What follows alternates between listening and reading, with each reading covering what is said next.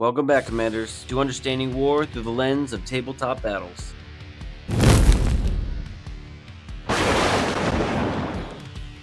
Most tabletop battle reports show what happened, but the more interesting question is why it happened. In this episode of Keith's Orders of Battle, we analyze Little Wars TV's Battle of Austerlitz through a few key theories of war: offensive action, surprise, fog of war, and penetration of the gap.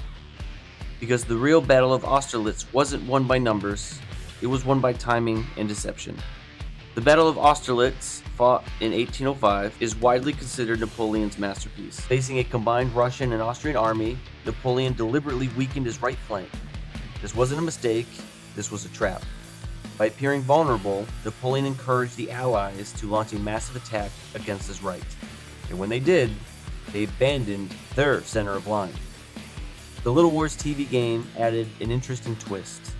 Both sides were given an extra 2 feet of table edge to secretly maneuver forces behind the opposing team, creating a true opportunity for surprise. Both commanders assumed that they had the advantage. Neither calculated the possibility that the enemy might be doing the same thing. A small important reminder of another military concept: security. Never assume your flanks are safe. Both armies also began the battle off the table. A referee synchronized the early movements of both forces.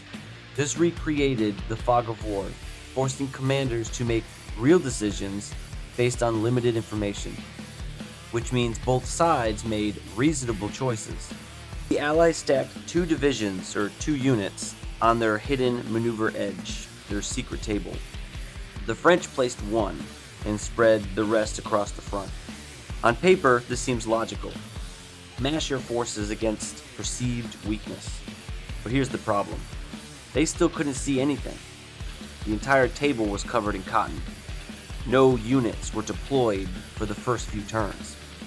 And operationally, that creates a dangerous condition: possible overextension. And overextension creates something every commander hopes to find: a gap. As the fog slowly lifted and units came into engagement range, an opportunity appeared.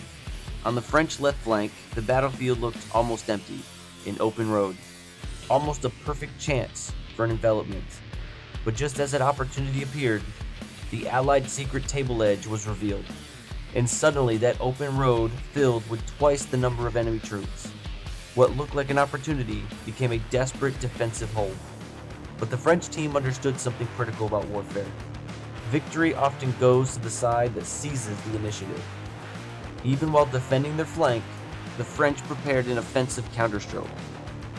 When the Allied forces committed heavily to that southern surprise attack, the French columns surged forward toward the present heights. This is the offensive principle in action. Not reckless aggression, but choosing the moment to strike decisively. And strike they did. As the French attack began contesting the present heights, the French hidden maneuver force finally appeared as the French revealed their secret table. In a synchronized assault, multiple divisions stormed the hill like a steamroller. The attack created traffic and congestion, as comes with a tabletop war game, but ultimately forced the Allies to reposition their forces.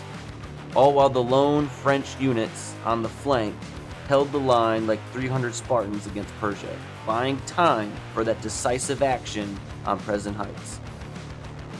This brings us to the most decisive concept of the battle: penetration of the gap. As Allied forces shifted left and right to destroy the isolated French division and hold the heights, their center became thin and disorganized. Units on the present heights were still repositioning. Command and control began to stretch, and the Allies exploited that opportunity immediately. Russians pushed straight into the open center. Once a gap opens, momentum becomes everything, because penetration doesn't just split a line, it isolates units, disrupts command, and creates chaos. But the French did not go silently. A grenadier unit was pulled away and sent to intercept the Russians. They moved forward to meet the grenadiers head-on, plugging the gap and stabilizing the line. It was costly, but in the end, they held the line. What makes the Little Wars TV game interesting is that it gives real players the chance to solve real tactical problems. Both sides were given advantages, both sides used them differently, both sides attempted offensive action, the Allies trusted their hidden maneuver force, the French relied on mass and timing. And the results show how battlefield decisions interact with the larger concept of warfare. The Battle of Austerlitz shows how key military concepts interact, both historically and on this tabletop. Offense seizes the initiative, surprise disrupts the enemy's plan, and penetrating the gap turns disruption into opportunity. Because sometimes victory begins the moment your enemy believes the battle has already won. This has been Keith's Orders of Battle, understanding war through the lens of tabletop.